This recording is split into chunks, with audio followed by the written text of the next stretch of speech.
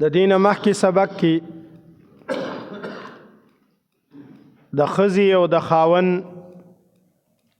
په یو بل باندې کوم حقونه دي د هغې ابتدایي تمهیدي او څو خبرې موږ کړې وي. مستقل حقونه لا شروع کړي نه دي. موږ د قرآن کریم چې کوم مزاج دی نو قرآن کریم خاوند د ښځې نه بالا کړی دی او خاوند یې د ښځې حاکم ګرځولی دی. الرجال قوامون علی النساء. او ښځې ته ویلي چې ته به د خاوند اطاعت هم کې او چې خاوند دې په کور کې نه وي د خاوند د مال او د خپل ځان او د عزت او د کور د هر یو څیز حفاظت به هم کې. دا به مستقل یو حق کې راځي انشاءالله. یو روایت کې راځي رسول الله صلی الله علیه وسلم فرمای وی بهترین ښځه او ښه ښځه هغه ده چې خاوند هغې ته وګوري او خاوند خوشحاله شي او چې کله ورته حکم وکړي نو هغه اطاعت کوي او چې کله خاوند نه وي نو د خاوند نه پیشي شه د خاوند په عدم موجودګۍ کې د مال د نفس د عزت حفاظت کوي. دا کمال دی په ښځه کې. دا کامله ښځه ګڼل کېږي. کامله حدیث شریف کې راغلی دي کمل من الرجال کثیر. سړي ډیر زیات چې کم دی کمال ته رسیدلی دي او په ښځو کې کمال ته بالکل چې کم دی نو د نیش برابر دي. ډیرې کمې ښځې چې کم دی نو کمال ته رسیدلی نو دا کمال دی د ښځو. یو حدیث کې فرمایي وی چې کومه ښځه د خپل خاوند تابعداره وي نو دغې ښځې ته په هوا کې مارغان،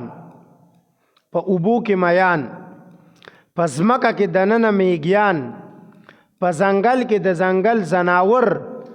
حتی چې د الله تعالی 18,000 مخلوقات دې ښځې ته دعاګانې د مغفرت کوي چې صرف خاوند ته ناراضي وي. او حدیث کې ورسره دام راغلی چې خاوند ته ناراضه وي نو دا ټول سیزونه په دې ښځه باندې لعنت وي. دا ټول سیزونه په دې ښځه باندې لعنت وي. حدیث شریف کې راغلی دي چې د نیکمله دینداره پرهیزګاره او متقی بیبي او د زنانه 4 علامتونه دي. هر یو زنانه د بزان کې دا 4 علامتونه تلاش کی که پکې وو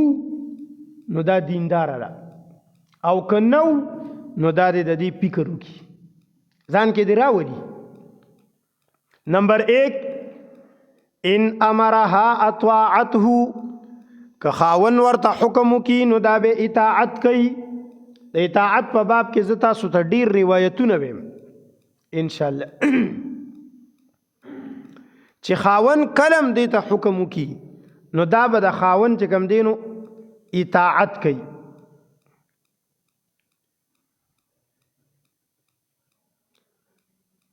دی کتاب والا لیکلی دي چې مور او پلار ته پکار دي مور او پلار ته چې د خپل لوریانو داسې تربیت وکړي چې خپل لور دا د مور ته پکار دي چې دا ذمہواری وګڼي چې لور په دې خبره باندې پوي کی چې د خاوند به اطاعت کې د خاوند به فرمان برداری کې. خو یو د حقیقت نه ډکه خبره درته کوم د خاوند اطاعت به کومه جینۍ کوي چې کومې جینۍ په خپل کور کې خپل مور لیدلی چې هغې د خاوند اطاعت کړي. اوس یو جینۍ په کور کې رالوی شوه او ساره او ماښام هغه ویني چې زما د مور خو زما د پلار ناري ټیم جامې وباسي نو ستاسو خیال دی چې دا جینې بل ځای ته واده شي دا به د خاوند قدر وکړي؟ دې د مور نه څه زده کړي؟ همدغه شی ته زده کړی که نه؟ همدغه څیز ته زده کړی چې دی په خپله د خپل خاوند قدر نه کوي، نو دا به خپل لور ته څه ووایي؟ دا خو بالفعل خپلې لور ته دغه چل ښیي که نه؟ مور خو مدرسه ده، مور خو مکتب دی، مور خو چې کوم دی نو کالج دی او سکول دی، د دې نه خو بچي زده کول کوي. نو چې دا لګیا ده د خپل خاوند نافرماني او د خپلو بچو په مخامخ باندې خپل خاوند رټي او خپل خاوند سره ناروا سلوک کوي، نو خو لوریانې به ترې نه دغه زده کوي. پخوا زمانه کې با مور او پلار خپلو لوریانو ته تربیت به کولو د هغوی او هغوی ته به ښه آداب خول، ښه آداب لږ اوبه راوړه مصطفی، ښه آداب به ورته خول. راځي چې ابو دردا رضی الله تعالی عنہ نوم به تاسو اورېدلی، ډېر نامور صحابي دی ابو دردا رضی الله تعالی عنہ. ابو دردا رضی الله تعالی عنہ نه چا لور غوښته د خپل زوی دپاره، نو هغه ولې انکار وکړو.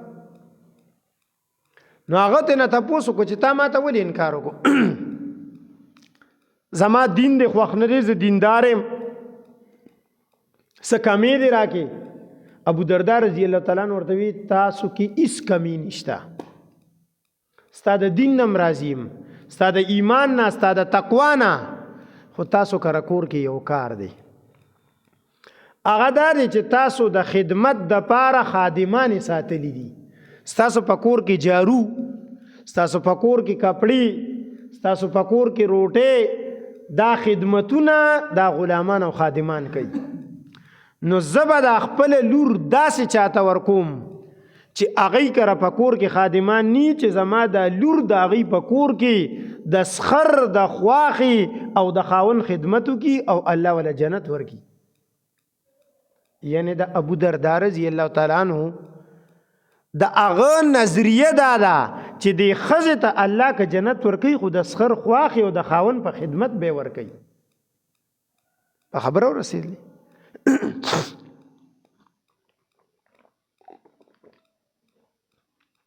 پخوا زمانه کې یوې مور خپلې لور ته د واده نه مخکې نصیحت کولو. هر مور ته پکار دی چې د واده نه مخکې خپلې لور ته دا نصیحت وکړي، او دا تاسو چې کوم نصیحتونه کوئ دا نصیحتونه د الله دپاره پرېږدئ، چې ته دا نصیحت کې چې خاوند به په خپله اجازه کې راولي، خاوند به د مور نه جدا کی، خاوند به چې کوم دی نو دا او کور به پې اور کی، دا نصیحت ورته پرېږده. د دې زنانه نه نصیحت زده که راشه اوس درته ویم. مور خپلې لور ته وایي وی ای زما لورې یو څو ورځې پس ته روانې د خاوند کور ته، او ستا کور به آینده دپاره هغه کوري دلته چې بیا راځي په میلمستیا به راځي، مور کره چې بیا راځي په میلمستیا به راځي، ستا کور به هغه کوري. نو هلته به ته یو څو کارونه کې. نمبر 1 تفقدی لمواقع عینیه، د خاوند د سترګو به خیال ساتي، د خاوند د سترګو به خیال ساتي. ګوره په یو وړه غونته کې جمله کې د دنیا د ژوند ټول اصول ورته پکې راوستل. د خاوند د سترګو به خیال ساتي چې د خاوند سترګې چرته ستا په یو داسې کار عمل اون لګي چې هغه د هغه زړه ستانه مات شي او ستانه زړه ووړي. د خاوند دپاره به ځان سینګار کې، داسې نه ده چې ځان به د نورو خلکو دپاره سینګار کې چې نور خلک دی ویني او خاوند ته به دغه شانته چې کوم دی را شیر علي شاه صاحب رحمت الله علیه خبره وي چې خاوند د راتلو ټیم دي چې او تا به سوټي بری تپلی او غشان بری چې کم دینو غشوي بری په لاس پورې انختی وي او لاس بری د سوټو وي او چې کم دینو سر بری ببر وي او چې کور ترانو هغه به وی چې څه چرته غوجل تراغلی مکه کور تراغلی داسې بنه کې تفقدی لمواقع عینیه د سترګو خیال ساته چې دا غسترګې ستا په منتوبونه لګي ستا په چې کم دینو ستا په دغې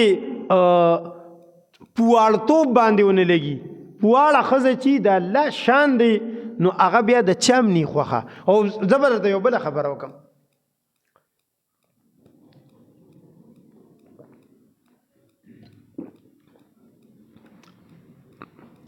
نبی علیہ الصلوۃ والسلام چې مدینې ته کډه راوړه مدینې ته نو د دې مدینې پخوانی نوم یثرب ابل ما تاسو ته ویلو چې یو کتاب لیکلی دی یو عالم کې د مدینې ډیر نومونه لیکل د دې پخوانی نوم یثرب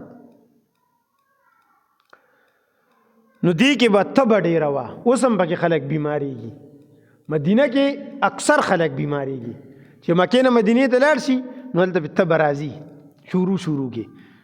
دا نبی علیہ الصلوۃ والسلام ویلي وي دا مدینه چې ده که نه مدینه دا داسې ده لکه د لوار بټۍ د لوار په بټۍ کې چې اوسپنه ور واچې نو شروع کې هغه چې کوم دی نو ګرمه شي د پاسه پې هغه زګ غونته راشي که نه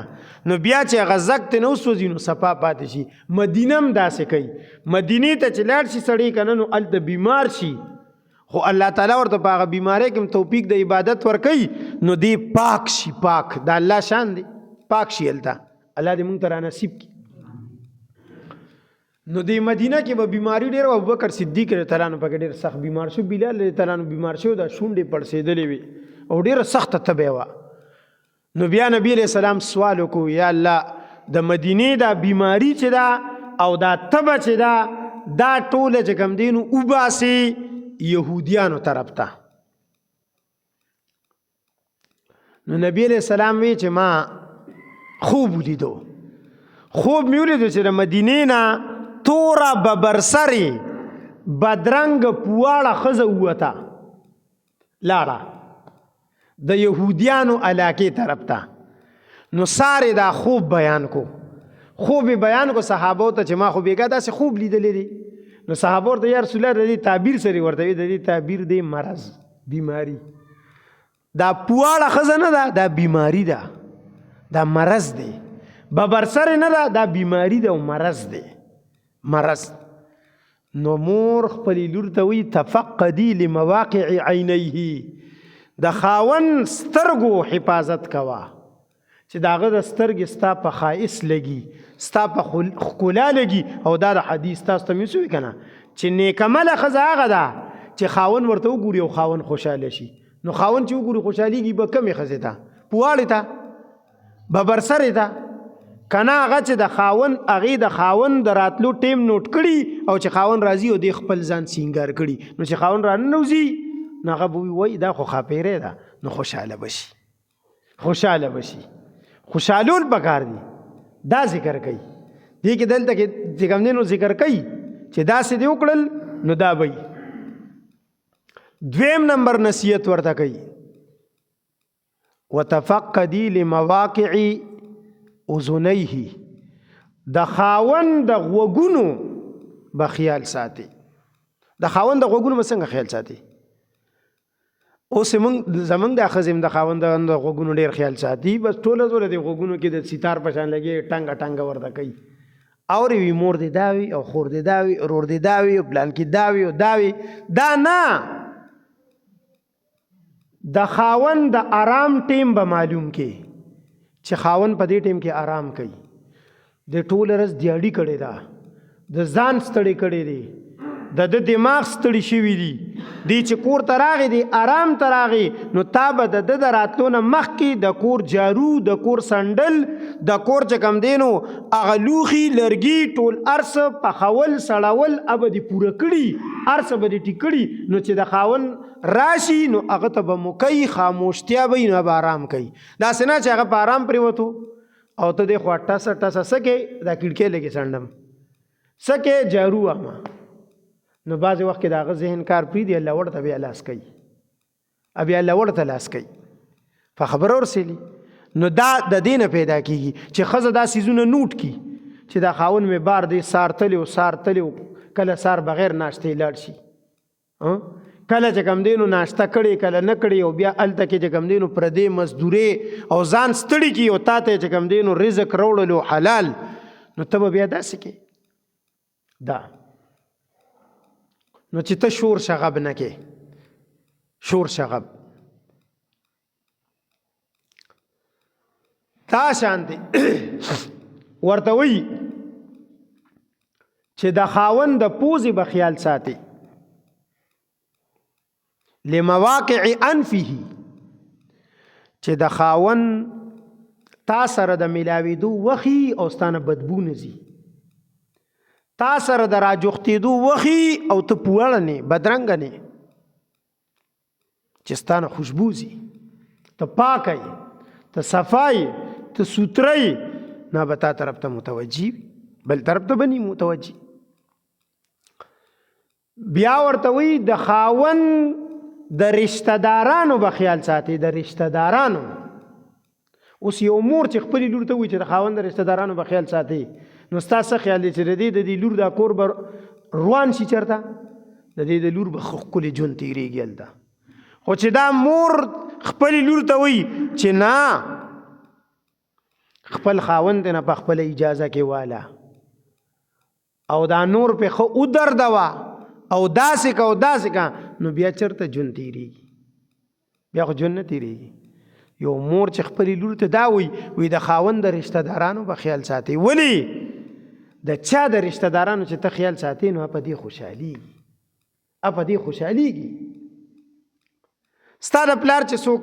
احترام کوي ته په خپکی کو خوشحاليږي ستا د مور چې څوک احترام کوي ته په خپکی کو خوشحاليږي ستا د بچی چې څوک احترام کوي ته په خوشحاليږي که خپکیږي ستا د رور ستا د خور چې څوک احترام کوي ته په خوشحاليږي کنه نو چې ستا ښځه ستا د مور او پلار ستا د رور او خور او ستا د بچو احترام کوي نو ته به خوشحاليږي نو چې ته خوشحاليږي نو ته به د هغې خیال ساتي کنه ته به د هغې خیال ساتي او چې هغه ستا د رشتہ دارانو خیال نه ساتي نو ته به تر کومې خیال ساتي بیا نه کېږي نو دا ګوره میندو ته پکار دي چې د خپلو لوریانو داسې تربیت وکړي نو بهرحال لومبنی حکم داو چې ان امرها اطاعته که ښځې ته خاوند حکم وکړي نو ښځه به اطاعت کوي دا کتاب دی دا ځان له واخلې د دې مصنف دی مولانا قاضي عبدالغفور مقام نساء دې کتاب نوم دی مقام نساء د ښځو مقام وره وړوکی ونته کتاب دی ما په خیال چې 80 روپۍ باندې وای ما په 15 روپۍ غشته زما په خیال چې هغه وخت ارزانی و او دا نو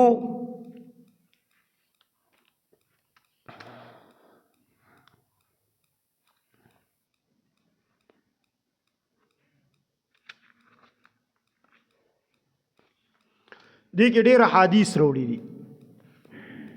دا د زنانو په باره کې دي او پورا سل احادیث دي سل احادیث دلته په لیکلي دي سل احادیث پکې وروړي دي نو په دې کې یو باب دی په هغه باب کې ذکر کړی دي شوهر کی اطاعت بیوی کے لیے نیک بختی اور سعادت مندی ہے د خاون اطاعت دا د ښځې دپاره نیک بختی سعادت مندی او دینداری او د الله د رضا سبب دی دا د خاون اطاعت داسې مه ګڼه چې دا ته او په خاون به دا احسان هم نه کې چې دا خو ما ستا اطاعت وکړو نه دا خو داسې دي لکه څنګه چې مثال کې تا دا مونځ وکړو نو د مونځ خو ته به چا احسان نه شي کولی که نه مونځ یې چاله وکړو الله لا نو د خاون اطاعت به م ښځه چاله کوي الله له به کوي دا د الله حکم دی اطاعت د خاوند دی لیکن حکم د چا دی؟ د الله دی. ام سلمہ رضی الله تعالی عنها هغه چې کوم دی نو د رسول الله صلی الله علیه وسلم ارشاد نقل کوي. ام سلمہ رضی الله تعالی عنها څنګه استاسو مور ده، د نبی رسول الله بیبي ده. بیبیانو روایتونه دي. فرمایي وی چې کومه اخذلا مرګ په داسې حال کې راغی چې خاوند د دین راضی وي دا خزه جنتی ده. کومه خزه ته چې مرګ په داسې حال کې راغی چې خاوند د دین سو راضی و. زمنګ د معاشري 80% خلک 80% زنانا په داسې حال کې مري چې خاوندان ته ناراضي ني. 80% په خبر ورسره. نمبر 2 انس رضی الله تعالی عنہ روایت کړي چې رسول الله صلی الله علیه وسلم فرمایل چې کومه خزي 15 منځونه او د رمضان روزي ونیولې او د خپل شرمګاه حفاظت وکړو، د خپل خاون اطاعت وکړو، نو د دې خزي خوخه ده چې په کومه دروازه جنت ته زینو زیدي د دې خز خوخه ده. دا دواړه روایتونه په کنز العمال کې اغلومبني په جامع الصغیر کې مو. نمبر 3 معاذ بن جبل رضی الله تعالی عنہ روایت کوم دینو د نبی علیہ الصلوۃ والسلام نه دا ارشاد نقل کړی دی چې په الله باندې کوم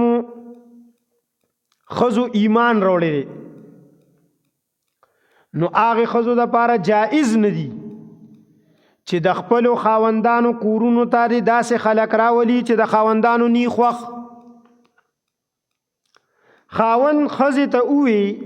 چې ستارور به ما کړه ناراضي،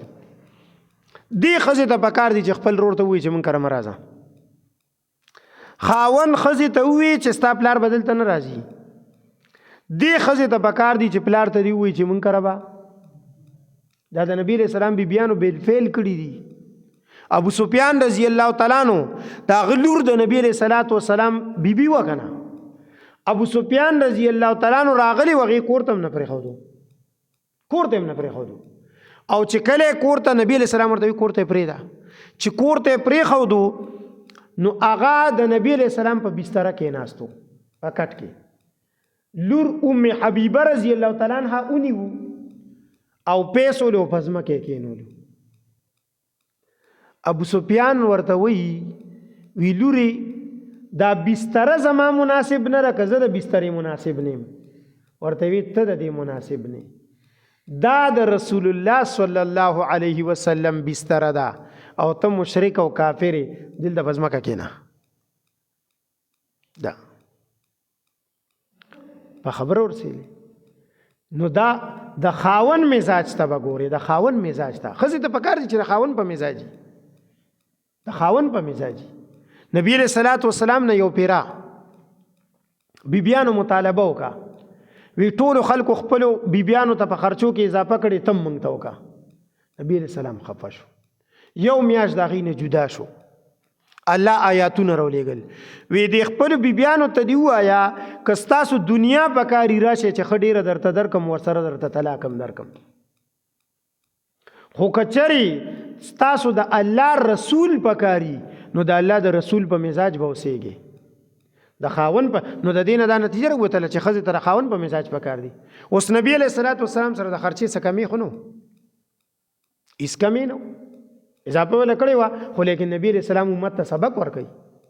چې خزه ته پکار دي چې د خاون په مزاج دی پاتې شي. چې د خاون څنګه مزاج دی هغه شان پاتې شه. نبی علیہ السلام وی زما مزاج دار چې زه په دنیا غرض نکوم، زما خزه له څه پکار دي چې هغه په دنیا باندې غرض کوي، چې دنیا پس لګېدلې ده. دا وی نو لہذا چې خاون نه غواړي هغه سړی به کور ته نه راولي. دا شان په خبرو کې به خاون ته غصه نه ورکې، خاون به نه غصه کې. دا شان د خاون نه به بیل بستر ځان ته نه سمې، خاون نه به بیل نه ود کېږي، خو دا پکار دی خاون نه به بیل نه ود کېږي. دا شان ته چې کم دینو خاون باندې به ظلم زیاتی نه کې، او که خاون در ناراضه شو نو هغه راضی کولو کوشش کې. که راضی شو نو ټیک ده، که راضی نه شو نو تا په جرګه وکړله ته د راضی کولو کوشش وکړو نو الله ستا عذر معاف کو. دور منصور کې دا روایت. ابو هريره رضی الله تعالی عنہ فرمایي وی د رسول الله صلی الله علیه وسلم ارشاد دی چې بهترین خزا هغه ده چې خاون هغې طرف ته وګوري نو خاون خوشحاله شي او که خاون ورته حکم وکړي نو هغه اطاعت کوي او که خاون د هغې نه لرې وي نو دا د خاون د مال د عزت او د نفس حفاظت کوي. د ابوهریره رضی الله تعالی عنه اوږد روایت دی. روایت دا دی چې یو پیره زنانو میټینګ وکړو، د مدینې ټولې زنانه راجمع شو، میټینګ یې وکړو. په میټینګ کې چې کوم دی نو یو زنانه منتخب کا چې د هغې زنانې نومو اسماء بنت یزید انصاریه، دا ډیره زیاته جری ښځه وه. نو دې منتخب کړله، وی ته لاړه شه او نبی علیه السلام ته ووایه چې زه د ټولو زنانو د طرفه نماینده راغلی یم. مسئله مې دا ده چې سړو نمبر وړی دی، سړی جهادم کوي، صدقیم کوي، جنازو تمزي، د مریضانو تپوسونو تمزي. ګوره د مریضانو تپوسونو ته به زنانه په هغه زمانه کې نه تلې، دا اوس چې کوم دی دا چې سار بس پړونې په مخه کې نو پړونې یو پیره په سر واچوي نو بس بیا تر د ماښامه دې ته لار خالي ده. اوري چې کوم دی د چا د چرګې تپوس به کوي، د چا د غوا تپوس به کوي، د چا د چیلې تپوس به کوي، د چا تاله دا چا ویلي د انسانانو تپوس به نه کوي نو چې ته پکې د غواګانو میخولا تپوسونه کوي. ګوره دا شکایت دی راوړی دی چې سړو ټولې نمبر یې وړی، د مریضانو تپوسونه هم کوي، صدقیم کوي، تا سره بار په مجلس کې هم ناست دي، د جمعې منځونو ته هم حاضر دي، منځونه تا سره په جمع هم کوي، موږ خو په کورونو کې یو. نو لہذا زمن کومه لار شوه، نبی علیہ الصلوۃ والسلام ډیر خوشاله شو. وی وګوره دې زنانه څومره ښه ښکلی سوال وکړو. نبی علیہ السلام ورته ووی چې ته لاړه شه چې کومو زنانو نه دا خبر راوړي هغوی ته دا خبر یوسه چې تاسو کله د خپل خاون اطاعت کوئ، هغه ته کپړې وینځئ، د هغه د کور حفاظت کوئ او په کور کې دننه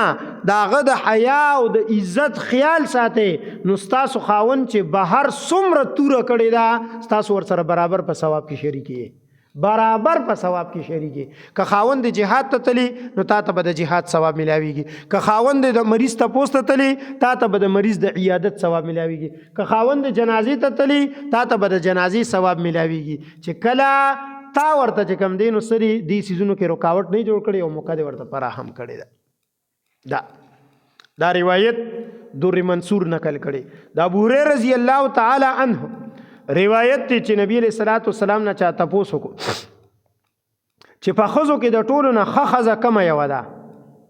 نبی علیہ السلام فرمایل چې ښه ښځه هغه ده چې هغه چې خاوند د هغې نه خوشحالی، او ښه ښځه هغه ده چې د خاوند اطاعت او فرمانبرداري کوي او هغه کار نه کوي چې کم کار د خاوند نی خوښ. او دویم داري چې د خاوند مال د خاوند د اجازت او د خاوند د مرضی نه بغیر نه استعمالی. دا ښځې چې نن سبا کمې کپړې یلي او کم مال په دې میکپونو او په دې یو سیز او په دې بل سیز لګوي نو خاوند په دې راضي دی؟ خو مجبوري ده نو، مجبوري ده نو. دا د خاوند د مرضی نه خلاف دي. ولې د خاوندونه وس او طاقت شته نه نو، او دیاړي مار دی، مزدور کار دی، نو تا ته په 1000 روپۍ جوړه څنګه والی د پلاچي؟ عجیبه نمونه هم دي په خبرو. عائشہ رضی الله تعالی عنها فرمای چې نبی علیہ السلام ارشاد فرمایلو چې ای زنانو کچری تاسو ته د خپل خاوندانو حقوق معلوم شول چې په تاسو د خاوندانو څومره حقوق دي،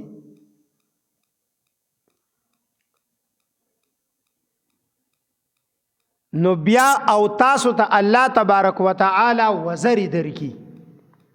نو تاسو به کوشش کوئ چې په هغه وزر باندې د خاوند د مخ نه هغه ګرد او غبار او دوړې صفا کې دومره کوشش به کوي که تا ته پته ولګېده چې د خاوند څومره حق دی. اب تیر شوی درس کې ذکر کړي چې ښځې تپوس کړی نبي علیه السلام ورته وی چې خاوند دې په من شي که نه په من او ته په ژبه سټې نو اومې ته حق نشي ادا کولی اومې حق نشي ادا کولی.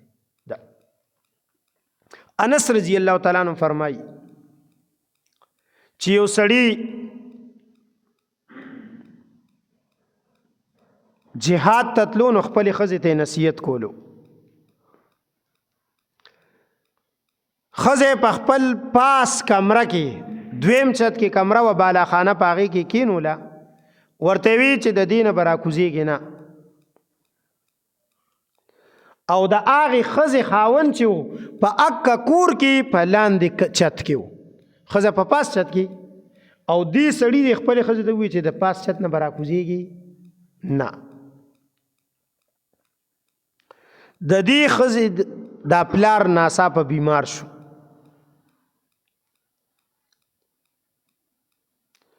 نو دا ښځه لاړه نبي علیه صلات وسلام پلار ته نه راکوشوي.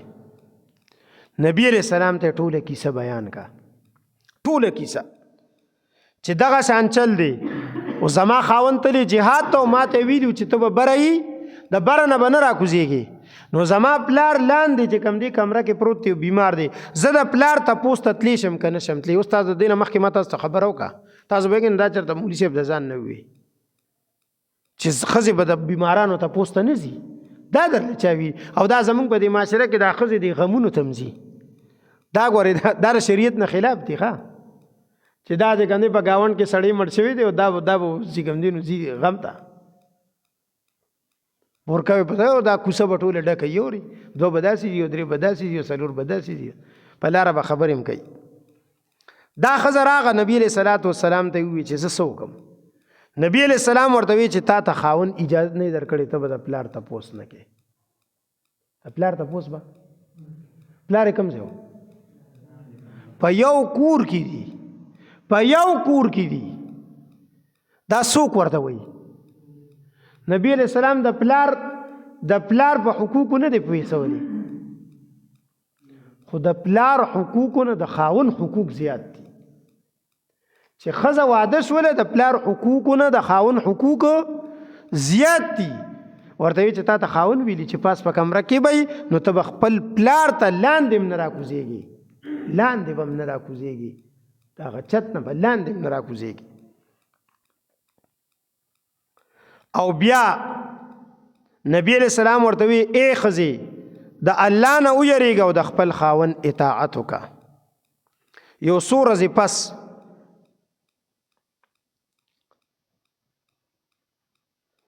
پلار مړ شو. چې پلار مړ شو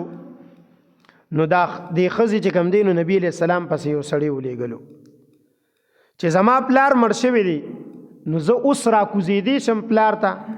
د پلار مخ کتی شم د دې پلار په دفن کې شریک کېدی شم. نبی علیہ الصلوۃ والسلام ورته وی نه نشي کېدی.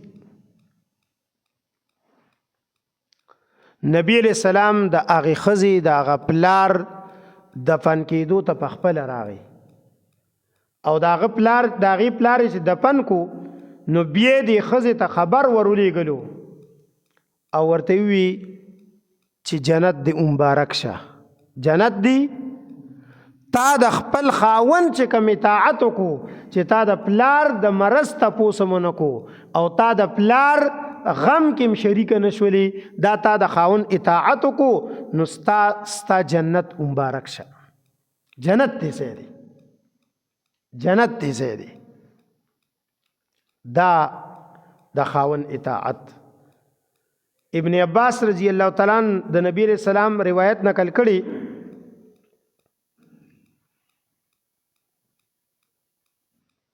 چې کومه ښځه خپل خاوند ته تکلیف ورکوي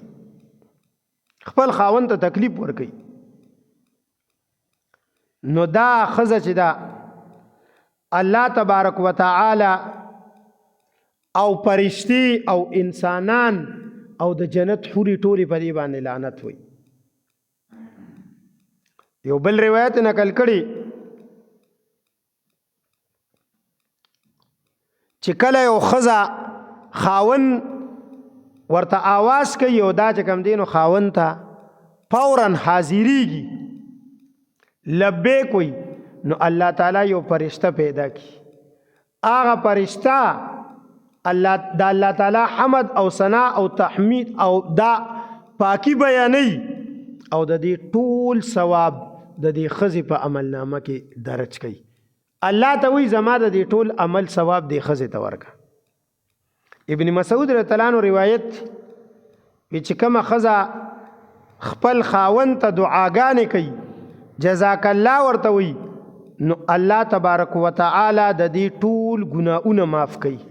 ټول ګناهونه معاف کوي نو دا د اطاعت په باره کې د دې ډیر زیات روایت دي نورم د دنیا شي روایت دي رسول الله صلی الله علیه وسلم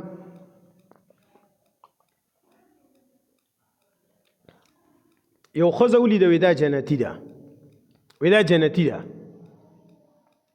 عائشہ رضی الله تعالی عنها زی معلوموم چې دا پس جنتی ده عمل معلوموم چې زما عمل وکم برقه په سر کا ور کړه لاړه چې وی قتل داغه صدا سي خاص عمل نو چې غنی هغه بدین کولو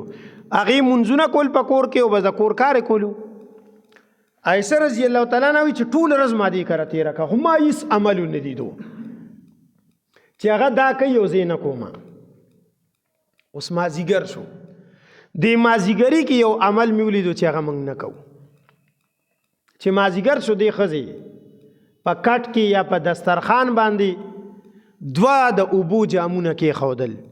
یو کې سړی وبدي او بل کې ګرمي وبدي دوا شکورې د روټې کې خودل یو کې ګرمه روټې ده او یو کې لګه یخه روټې ده دوا پلیټونه چې کم دی د سالن کې خودل یو کې ګرم سالن دی یو کې لګ یخ سالن دی دوه کې خودل او په دې کور کې دنه په کمره کې یو ډنډه ولاړه را ګوټ کې یو برنده کې ولاړه ده او یو خاص دغه دروازې سره ولاړه ده کوسي دروازې سره نو ماته تاسو کو چې دا او دا سماجره ده وی ماته وی چې زما د خاوند راتلو ټیم دی نو هغه ټول رستړي شوی اوګیم وی نو چې راشي نو ما ورله د مخ کې نه دا روټه ارس تیاری خي چې دی خبر ته ني چې کم دینو چې شابه کنه روټه رولو زوږي شوی ما زمنګ دا سکار دی ابو یودره ګل امانه د پخ کړي ولی چې خاون تلو ډیپټه تا نو دا چې کم دی یا ودوا یې گاونډیانو سره په دیوال خبرې کولی یا د ترور د چرګي ته پوسټ تلی وا یا نن سبا په موبایل کې لګیا وا یا په ټي وي کې لګیا وا نو چې اوس د خاوند راتلو ټیم شونو دی تبخی خېری نو چې هغه راغی نو هغه وګیری نو هغه روټه رولو دا یودرګ گیس نشته ودرګ پلان کې دی ودرګ نو هغه بیا کوتک تلاس کوي لوړ ته بلاس کوي نو مساله به تی جوړیږي نو دا هغه راتلو ټیم دی نو ما ورله د مخ کې نه روټه تیار کړی دا چې اغاړو دا خلینه اون باسي چې روټه دی ته وی خزا تا ته معلومه ده کنه چې سلور بجې برازي او سار تلې دی او ناشته کړم نه ده سب ناشته کړي نیمه بیا کړي یا به نه کړي او ټول ورځ هلته کې کارو کو دیاړي وکړه نو خو سلور بجو له چې تا ورته روټه تیاری خي کنه او بس څنګه رانو دی دا روټه نو بیا داغه د مزاج پته نه لګي نو کله سړی تر رسیوي او کله ګرمه تا او بکله سړی او کله ګرمه نو زویم چړو دا وینه چې دا خو ګرمي دی لګي یخي روړه دا خو یخي دی لګي ګرمه روړه دواړه می ولې خي چې کمی خوخی بس وابلی نو وی دا ډنډي وی کله کله داسي چې چرته د بار نه کاری دلی راغلی خاوند د بار نه کاری دلی راغلی نو بیا